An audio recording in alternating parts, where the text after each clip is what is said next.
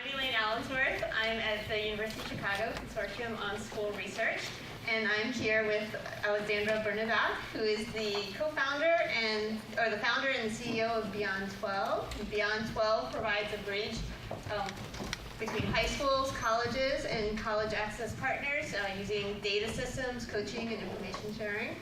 Aarti Dhupelia, who used to be at Chicago Public Schools, that's how I got to know her.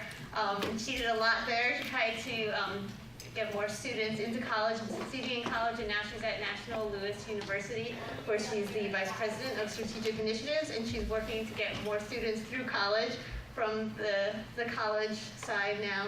Then we have Jim Mccorkell, who's the CEO and founder of College Possible. They assist low-income students to get to college and to graduate through coaching and support while there. And finally, we have Todd Fenner, who is the Portfolio Director in College Preparation and Completion at the Michael and Susan Dell Foundation.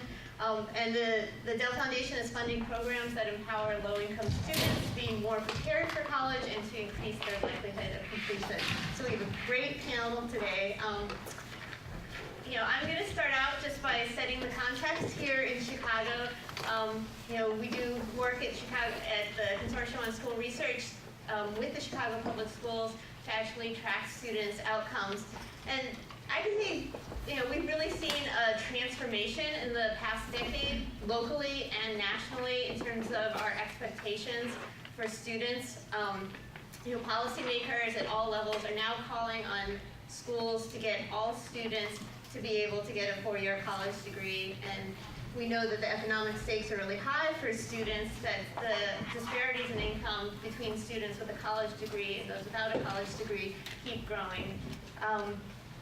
But this call to prepare all students to be able to succeed in college is something we've never ever come close to as a nation, right?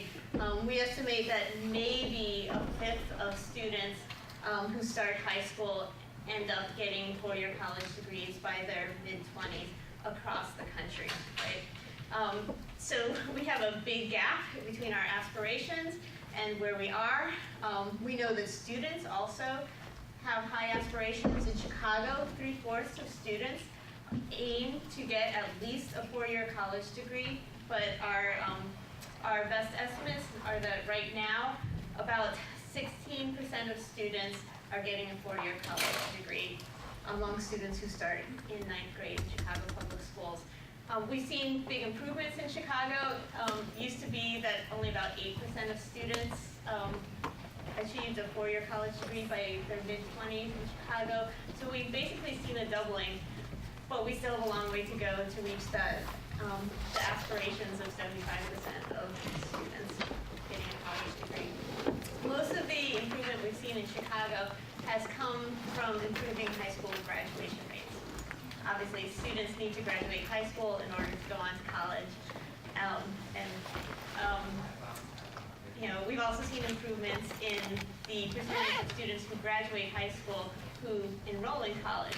But where we've seen little improvement is in the degree to which students who enroll in college actually obtain a four-year college degree. We have seen improvements in Chicago over time, but not nearly to the same extent as we've seen in high school graduation and college enrollment. And so that's what we're going to talk about today. There are a lot of barriers to students getting that four-year college degree. We have a lot of people who've been working on that. Let's start off with you, Todd, and then maybe we can have a conversation that grows out of that. Moving from a country where a fifth of students get a college degree, with much lower rates of college degree attainment among low-income students than non-low-income students, to a country where all students are able to get a four-year college degree, that's going to require a lot. Looking across the country at the programs that you fund, what are the trends that you're seeing in terms of how people are trying to tackle this? Yeah, so first of all, thank you, and thank all of you for being here. The approaches that I'm seeing, so just some background. So our portfolio is a national portfolio, so we're supporting programs, some here in the city and some across the country.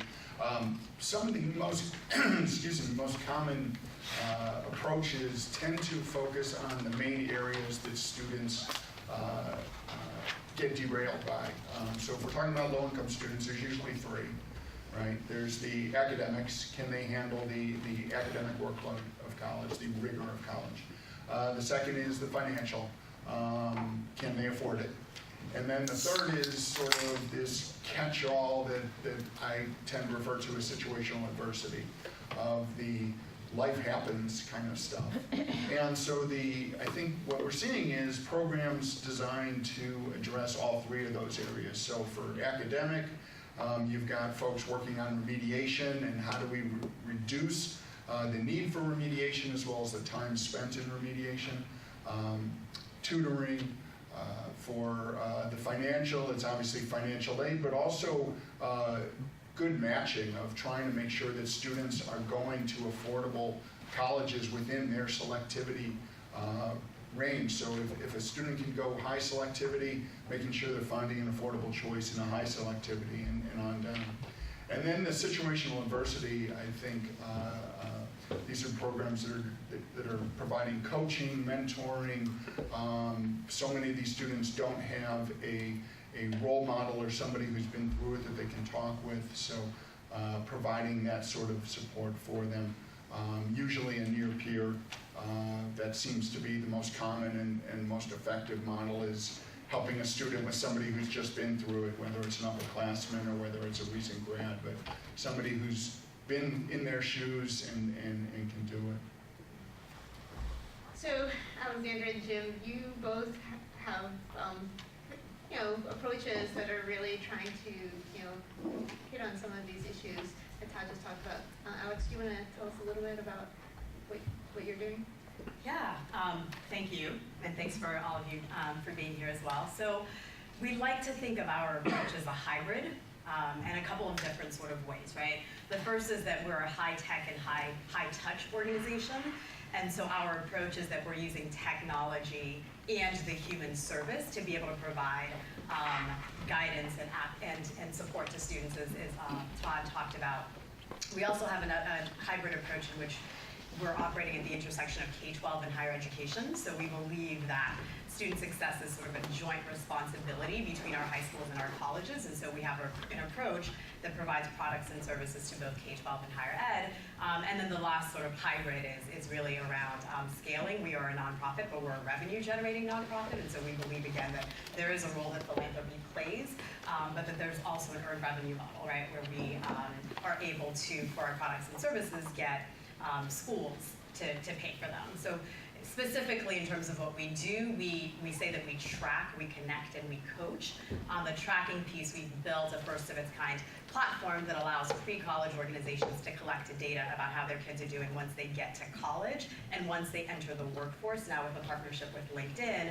And we feed the data back to those pre-college organizations to help them make decisions about the efficacy of their college readiness models and programs.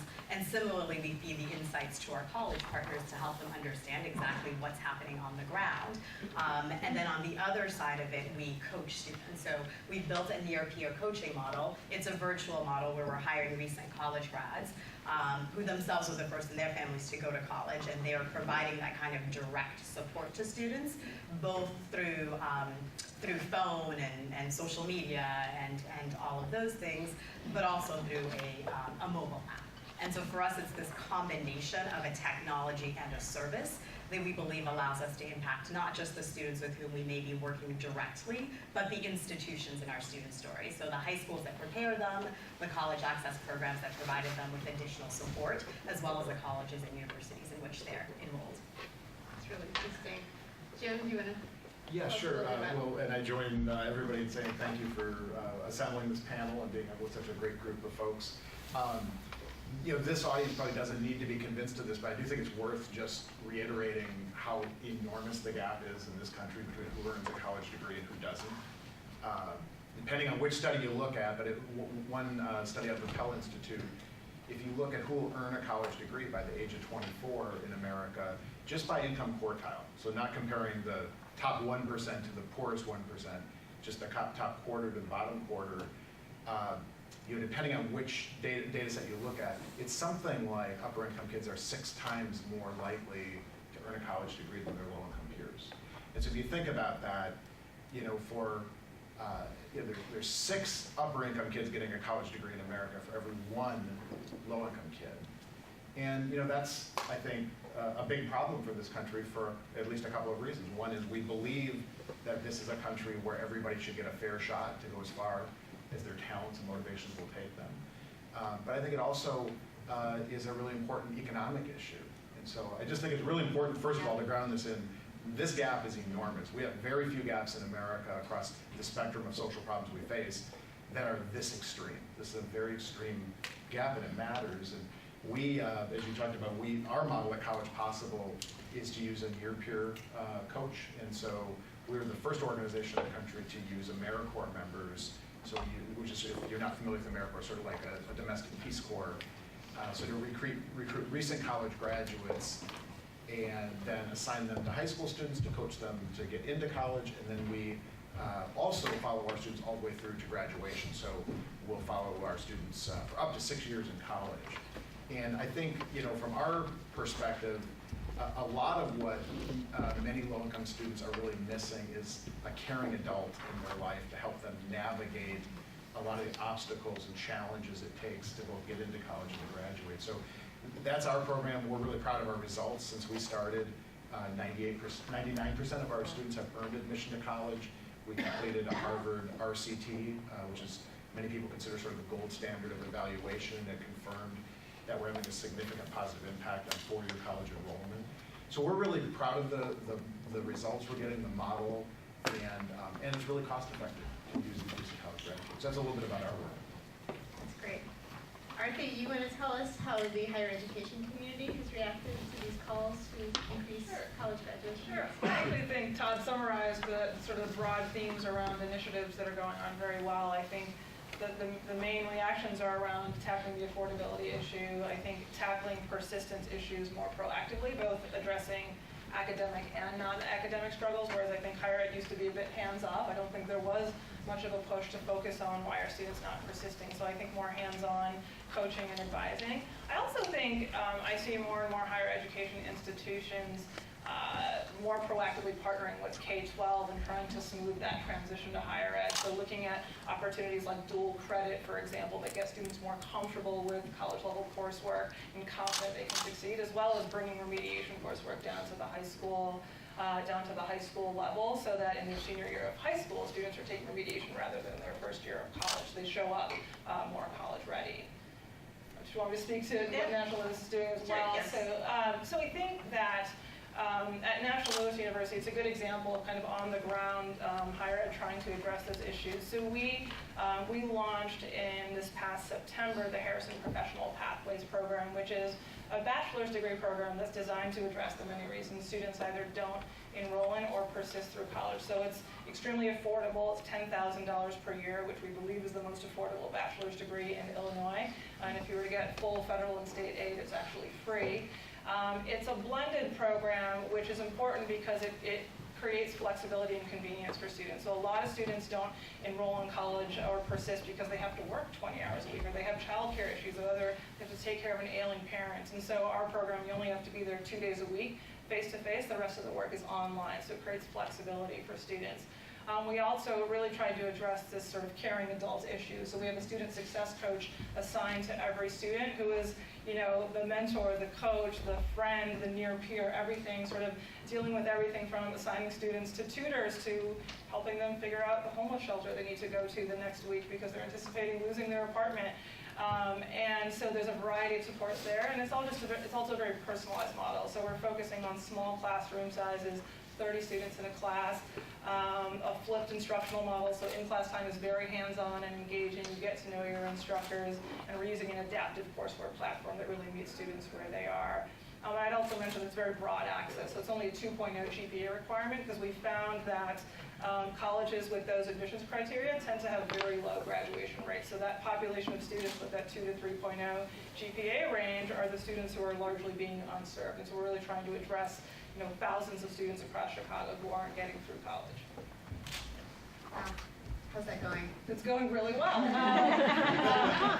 So we launched with just 80 students this past September. We started building the plan while we were flying. We started recruiting in April, got 80 students to start in September, but we had 96% retention into the second term. We're on track for close to 80% retention by this fall, which compared to the CPS average for this population of students would be about 55%. So it's a huge, we're seeing the impacts of kind of that hands-on support. We also have 1,900 applications for this fall, so we're expecting to yield 20 to 25% of those, so a class of 400 or so starting this fall. And to us, that sort of speaks to, again, that huge population of students just going unserved and craving for an opportunity that meets them where they are and fits the flexibility and the affordability that they're searching for. Okay, Alexandra and Jim, you've been doing this work for a while. Do you have advice for Aarti? Or some lessons learned for other people doing similar kinds of work? Oh my.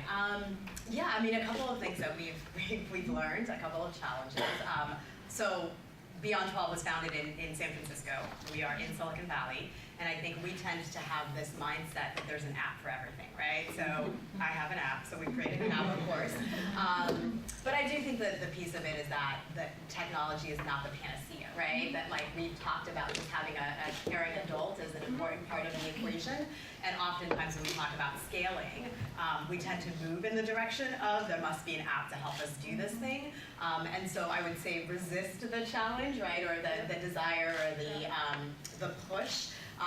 When you're thinking about scaling, but all of that to say that technology does play a big role, right? It is a part of it. And we've talked about just how enormous the challenge is, and I think that we can definitely deploy AmeriCorps resources to be able to address this, but that still leaves us with a big human capital gap, if we think about this. And so for us, it's been how do you figure out what the right intersection is of deploying humans when you actually need to deploy humans in the situations where only a human is uniquely capable of offering that kind of support, and then what are the kinds of support that you can potentially use an app or a platform to deploy that doesn't need a human touch and a human solution. So that would be sort of one of the big pieces, and I have a lot more, but I'll let Jim sort of chime in terms of some others. Well, I'll build on that because I think that's exactly right. I think one of the great opportunities, I think you and your organization are kind of leading the country on this, is how do we integrate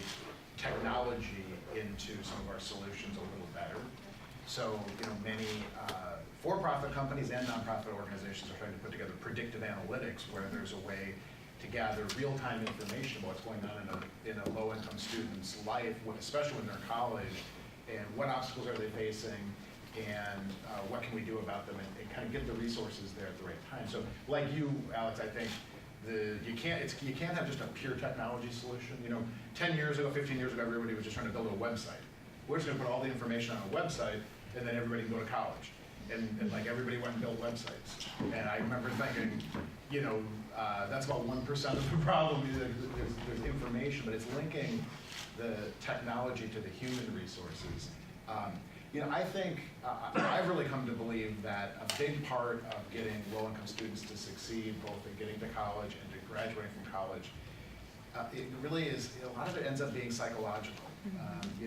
I oftentimes am in an auditorium where I'll meet a whole bunch of high school sophomores, and I'll say, who in this room would like to go to college? And almost every hand goes up.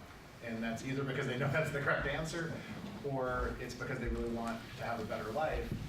And but then if I say, who here can name one thing you'd need to do to get from where you are today to college, it's total silence. And these students just don't know very much about the process. And so, in our system in America is pretty complicated.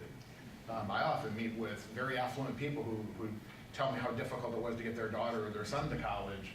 And I say, well, imagine if you came from a low-income family and nobody in your family had ever gone to college, maybe your parents don't speak English, all those obstacles accumulate. So I do think that a big part of this is helping students, they want to do it, but they really need some help believing that they can do it. Yeah. And I would say the other thing at the university level, let's blow up the obstacles in their way, right? I mean, so much of our time we spend helping students build, We know that we're not helping them acquire grit because they have grit already, right? Sort of this is a piece that has just come out, but we're helping build their resistance to navigating this complex and system that doesn't have to be so complex, right? I mean, when I think about just sort of the institutional barriers that our students have to jump through in order to be able to persist, I think at the real opportunity at the university level to be able to say, let's remove those barriers, right? Like, I mean, remediation. We were working with City College of San Francisco, and one of the challenges we were facing with them is that they only allowed students to take their remedial sort of test once, right? And they could only take it once a year. And so students were taking it at a point where they didn't realize how high stakes it was. They were eating, meeny, miny, mowing it because they didn't recognize that that actually sets the path, right, for your degree, and it sets the path to sort of money wasted, right, on sort of non-credit bearing courses.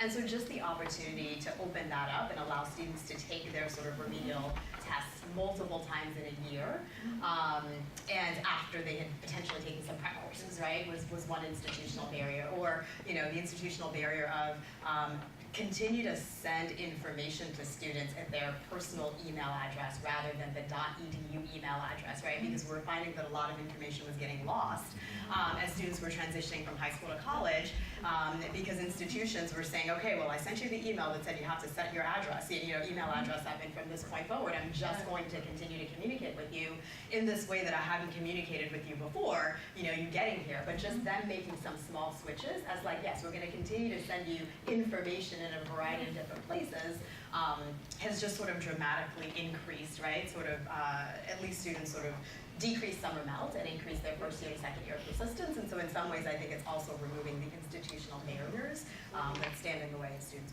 success. That's great. Are there things that you think have especially high leverage for, reaching that, moving the needle for low-income students?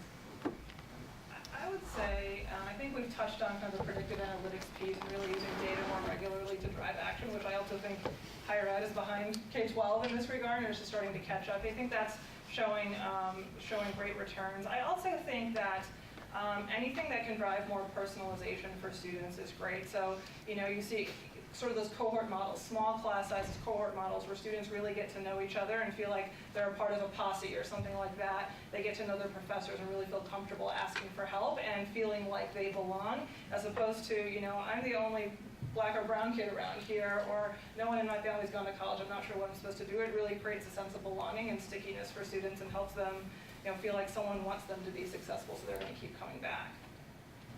That totally makes sense to me. I was a low-income student. I remember getting to college, and freshman week, there was a guy on my floor who had a trust fund, and I didn't know what a trust fund. I still barely know what a trust fund is. But this guy had a trust fund. And, I got that part because he said, "How about we just order pizzas for everybody?" So he just ordered like 2 dozen pizzas. And I remember, in my growing up, when we got a pizza, it was a really big deal in our house to get a pizza. And I remember just sort of being like exposed to thinking, oh my God, I don't belong here, all of that.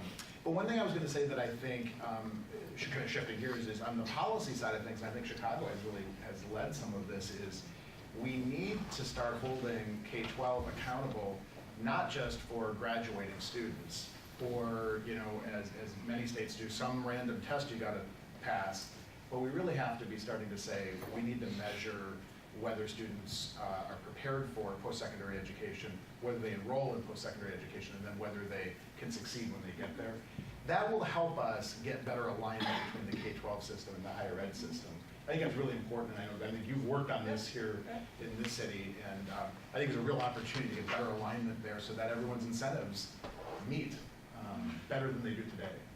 And just to follow up on that, I think part of being able to hold institutions, I think it's K-12, I think it's higher ed, right? I mean, I think it's the institutional responsibility and accountability so that somebody is responsible for students who fall through the cracks, right? I think on both sides of the system, but part of that is also making data accessible to K-12, right? It's sort of hard to hold K-12 responsible without being able to say, here's what's happening to your students once they get in.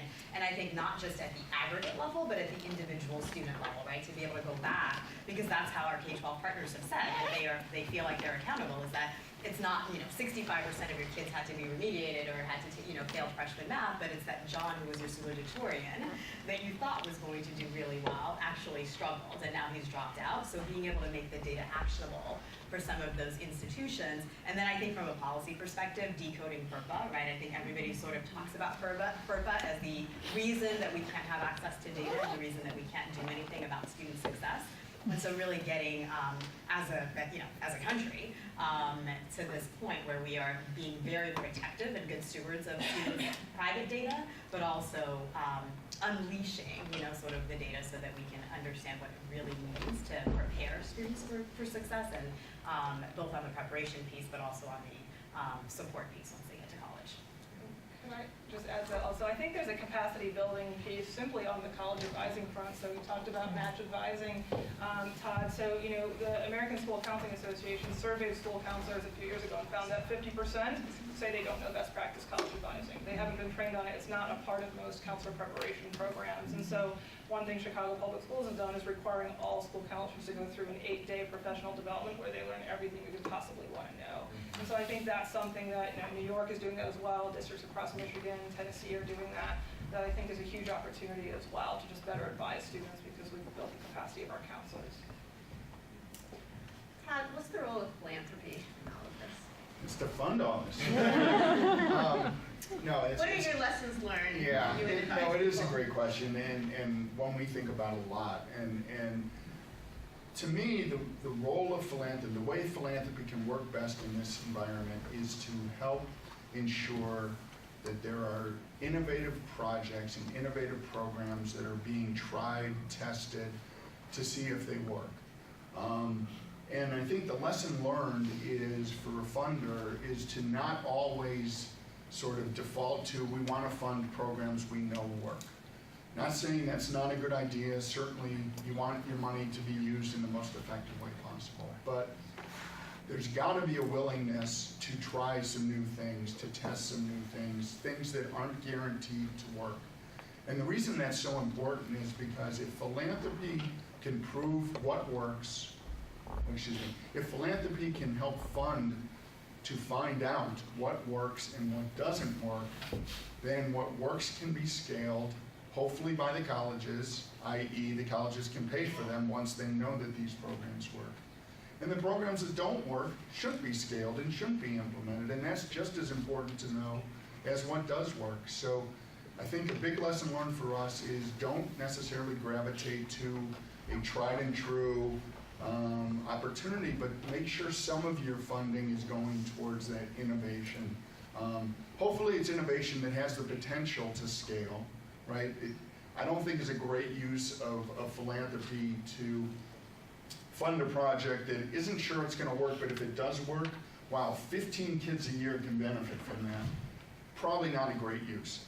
But if you want to try it on 15 and it has the potential to serve 1,500, that is, I think, what philanthropy is supposed to do. We're supposed to help prove what works, so that then the folks with the real money, i.e. the colleges, the institutions, the states, the federal government, can then fund the large-scale implementation. Philanthropy can never be the funder of large-scale implementation. There's just not enough philanthropic dollars out there.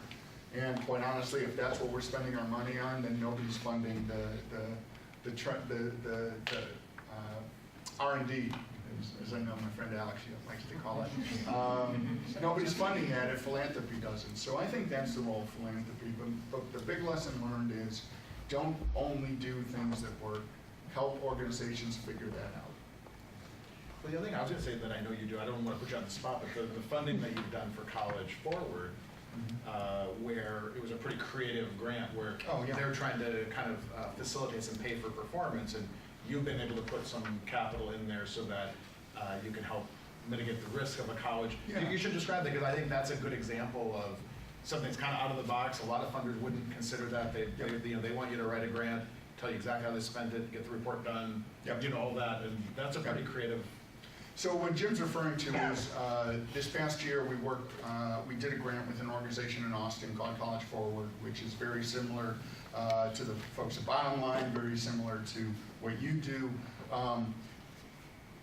One of the things we did with them is they have a program to support students who didn't come up through their high school program. They want to support students who are already in college that they are just now starting to serve and have the colleges pay them to do that, or a community-based organization or a charter school who's willing to pay for that. And one of the big objections they got was, we'd love to pay for it, but it's really hard for us to pay for something if we're not sure it's really going to work. So one of the things that we came up with, and we being not me, was the idea of, well, what if we use sort of the social impact bond kind of mentality of, and you're all familiar with the studies of, if you can solve crime recidivism, then the savings of from the jails and all the criminal system more than pays for the intervention. Well, this is sort of similar. So what we did is we created what we call performance-related recoverable grant, which is basically saying to a college, look, if you put in some of the money, we'll put in the rest to pay for College Forward to serve your students. If they achieve an agreed to level of performance, you pay us back for funding them. If they don't, then we'll pay for it. So that way a college is only paying if they receive the results. It's a way to get past that sort of, we're not sure if we can fund this, and we're not sure it's going to work kind of hurdle. Now, the challenge is you can't do it for everybody. You got to be really selective. So any of you who have been in a sales environment know you don't meet with a discount until you know you have to use the discount to close the sale. This is sort of a discount. So the trick is, when do you apply it? But the idea of only paying for what works, and if funders are willing and able to sort of cover that risk, more and more schools, we believe, will do it. Now, we're just in the first year of it. We don't know if it's going to work or not, but that's the concept. Okay. So we only have 10 minutes, and I want to make sure if people have questions here, we get to them. There's a microphone there. Would anyone like to ask any questions to our panelists? I have a question.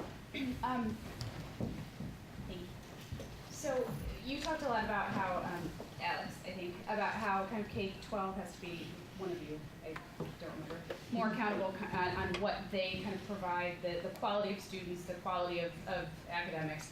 I'm kind of wondering, how do you continue that, right? So if the point is getting kids to college, through college, to what end, right? And so what is the kind of responsibility of higher ed, and how can higher ed then help that next step, which is not to get a college degree for the sake of getting it, but to be able to do something with it. And I think this goes to a lot of what our keynote speaker was talking about, which is how do you cultivate not just education for education's sake, but that passion and that kind of, and converting that into something that's actually going to be meaningful and profitable. So I'm just wondering kind of how you think about that piece of it. I can speak to that. I think, so first on just kind of the preparation piece, I think that we take the mindset of no matter where we get students, if we've admitted them, we have to put in the supports in place. So certainly many of them may arrive not college ready under sort of standard core academic standards.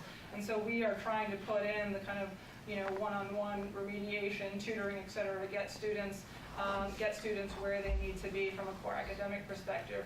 In terms of kind of, preparing them for their path after college, I think we're thinking about it in a couple of ways. One is we've sort of predefined the coursework, so there's no guessing or sort of taking classes that don't matter while you're in college and racking up a lot of debt. We've sort of predefined course paths that align with all of the 14 professional path bachelor's degrees that we offer. So you arrive knowing we're here to prepare you for a career or for graduate education. On top of that, we're looking at kind of building out sort of a work-based learning or career readiness continuum throughout the 4 years of our coursework, and we're trying to get all of our students to work ready by the end of their sophomore year through kind of, a variety of just sort of, workshops, interaction with guest speakers, job shadows, things like that. And we're trying to get students involved in internship experiences by their junior year, so that, as well as their senior year, so by the time they leave us, they're ready for the professional workforce or advanced education. So just trying to think about, getting that real world exposure and building those career readiness skills along the way, so there's always kind of the end in mind throughout their college career. Yeah, and I think just to add to that, we've started, and I just talked about a partnership with LinkedIn, right? So that we're starting to get the workforce entry data, but also the cultivating and mining the rich data that LinkedIn has already about what employers are looking for and what it actually takes to succeed in the workplace.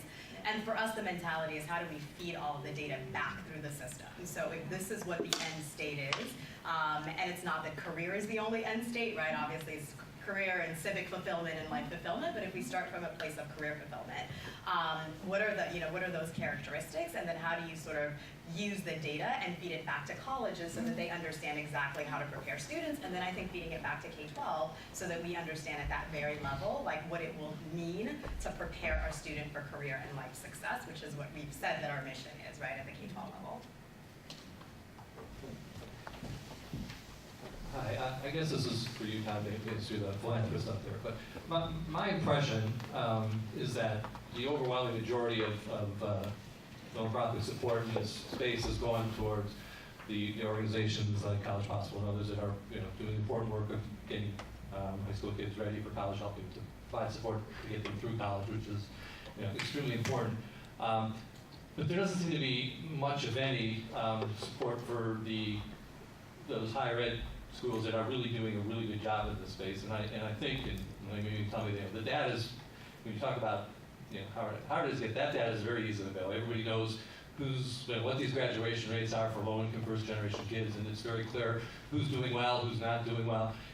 Yet it doesn't seem to me that there's a lot of philanthropic support to try and help those, particularly those that don't have big endowments or aren't really strong financially, but yet have this tremendous track record in doing that. So I guess my question is that perception, is that accurate? And if so, is that an area that you and others are looking to maybe think differently about trying to support some of those successful universities in what they're doing? Yeah, I think it's certainly the potential is there to do it, and there's no reason not to do it. I think the challenge, at least from my perspective, and I can't begin to speak for every philanthropic person out there, let alone in this room, but for us, the challenge is finding those programs.